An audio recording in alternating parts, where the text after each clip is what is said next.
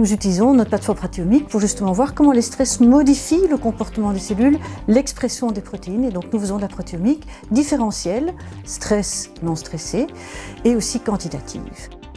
On va s'intéresser à un set, une partie seulement des protéines. Pourquoi? Parce que ça augmente la résolution, il y a moins de protéines analysées, et parce qu'on utilise une technique qui est un peu notre cheval de bataille, ce sont les gels 2D Dige.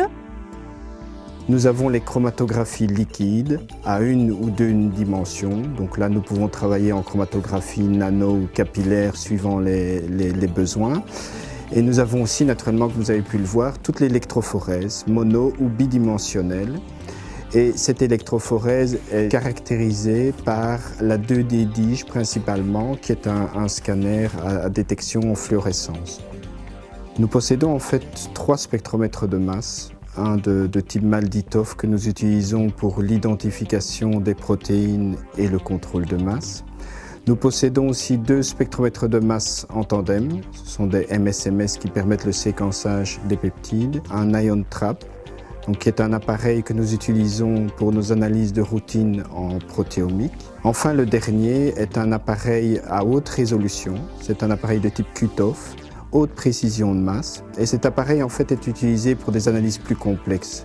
On va travailler en protéomique quantitative ou bien sur des petites molécules avec de la haute précision.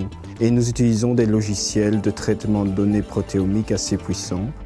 Dans le domaine de l'écotoxicologie, ce que nous faisons maintenant, c'est justement étudier des profils d'expression protéinique, par exemple chez le Pangasus, pour essayer de voir s'il y a oui ou non des excédents antibiotiques. Dans le domaine biopharma, 2 axes qui nous tiennent à cœur pour l'instant, le redox protéome, qui permettrait peut-être d'être utilisé dans le cadre plus diagnostique de maladies inflammatoires et dans les liquides corporels. Dernier exemple qui nous tient à cœur, toujours de manière plus concrète, c'est une recherche que nous faisons sur les interactions ADN-protéines.